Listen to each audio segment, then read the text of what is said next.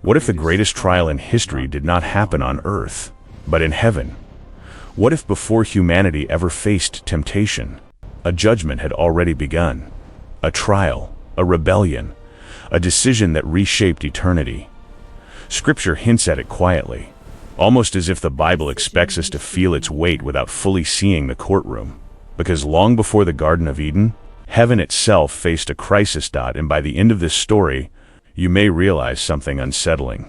The battle shaping your life today may have started before the first human ever breathed. Stay with this, because the heavens trial that changed everything was not simply about angels. It was about authority, about loyalty, and about a question that still echoes across creation. Who truly deserves the throne? The Bible gives us fragments, moments, windows into a reality larger than human history. In the book of Job, we glimpse something extraordinary, a heavenly assembly, a gathering of divine beings standing before God, and among them, an unexpected figure appears, the accuser, Satan. The text describes him not as a myth, but as a participant in a heavenly court. He walks among the assembly as if presenting a case, not a physical war, a legal challenge, a trial. Imagine the tension in that moment. Before the throne of the creator of the universe, one voice dares to question the integrity of creation itself. Satan does not attack God's power. He challenges something deeper, God's justice, God's authority, and most dangerously, the loyalty of those who follow him. Do humans serve God? Because they love him, the accuser suggests, or because they are rewarded, in other words. Remove the blessings, and devotion will collapse. It is not just an accusation against one man. It is an accusation against all humanity. And suddenly, the courtroom shifts. Because if the accusation is true, then loyalty to God would be nothing more than a transaction.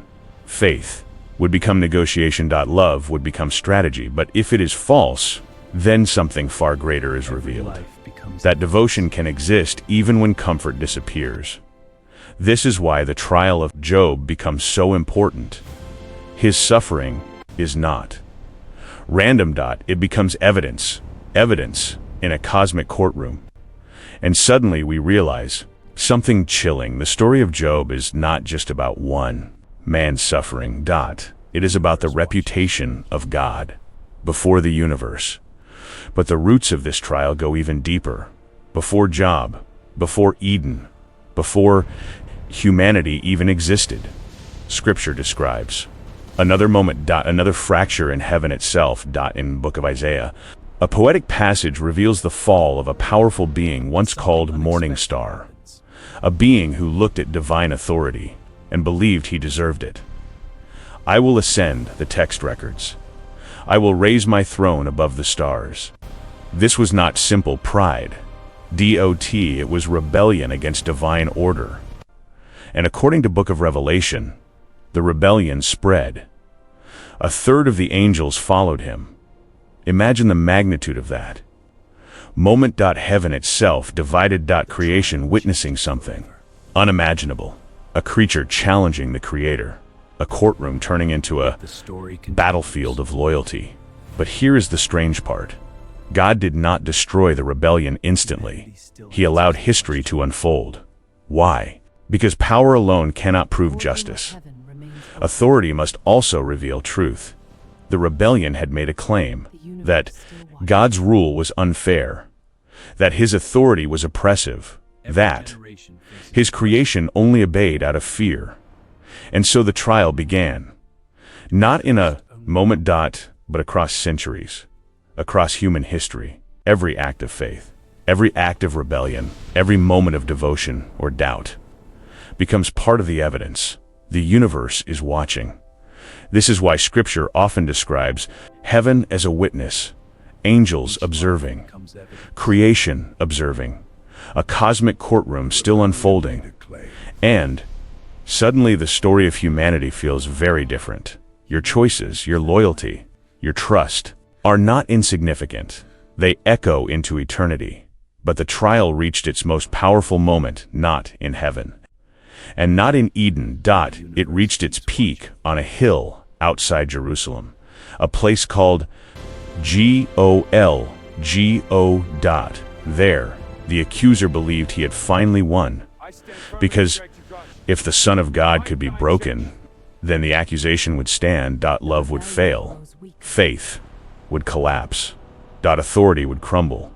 But the cross revealed something the rebellion never expected.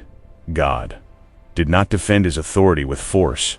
He defended it with sacrifice. When Jesus Christ was crucified, the trial changed forever, because the accusation was answered. Human devotion was not transactional. Divine love was not manipulative. And God's authority was not sustained by fear. It was sustained by self-giving love.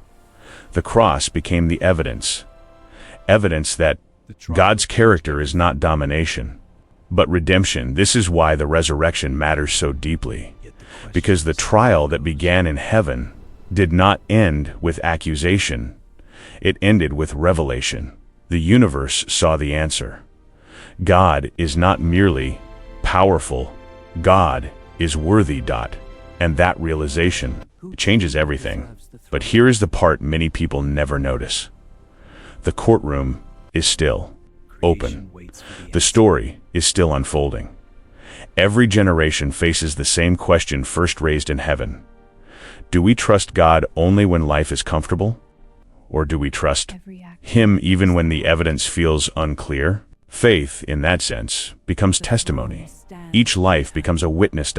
And every moment of trust, every quiet prayer, every act of courage, whispers the same answer into the courtroom of eternity.